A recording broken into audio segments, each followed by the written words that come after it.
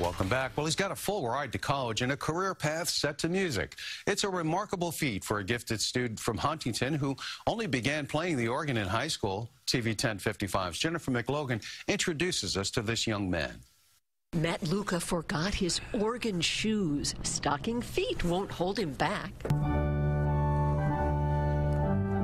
The St. Anthony's High senior, stunned, receiving perhaps the most prestigious scholarship for the organ in America. When you're that kid who doesn't get an athletic scholarship or an academic scholarship, it turns heads. And heads of classmates are turned by the prowess of this talented musician. I started at the piano when I was 4 years old. I took some time off because at that point I wasn't really mature yet and I was lazy. Just 3 years ago at Easter Mass, Matt Luca became focused on the organ. And I had my first lesson, and it was definitely a life-changing experience.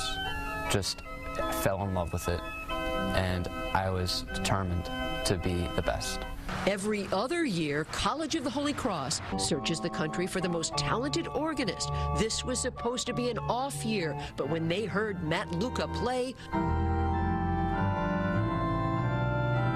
a dispensation was granted. And here I am accepting the scholarship that I wasn't even supposed to get because I just believed and worked.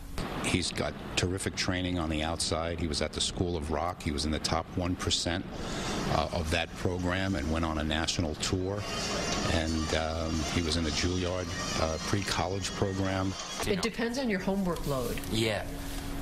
You could practice 4 hours a day. I've actually practiced 6 hours throughout the summer. I want to be a collegiate professor, and this is how my journey begins. The honored Holy Cross organ scholar must agree to major in music with a career goal in the organ. At age 17, Matt Luca can't wait to get started.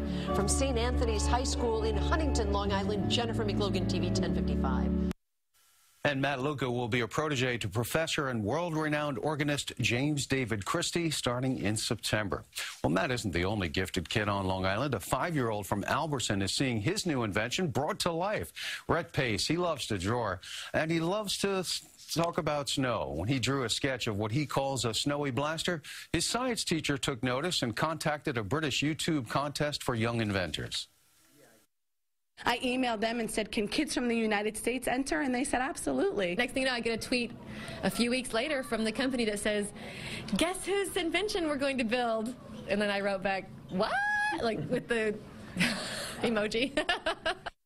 And congratulations. Now, the hosts of the YouTube show Kids Invent Stuff made their own snowy blaster by converting a leaf blower to produce realistic snowflakes using soapy dishwater. Who would have imagined?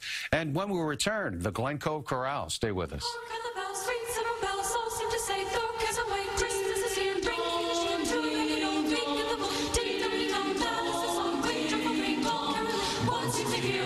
Cheer from every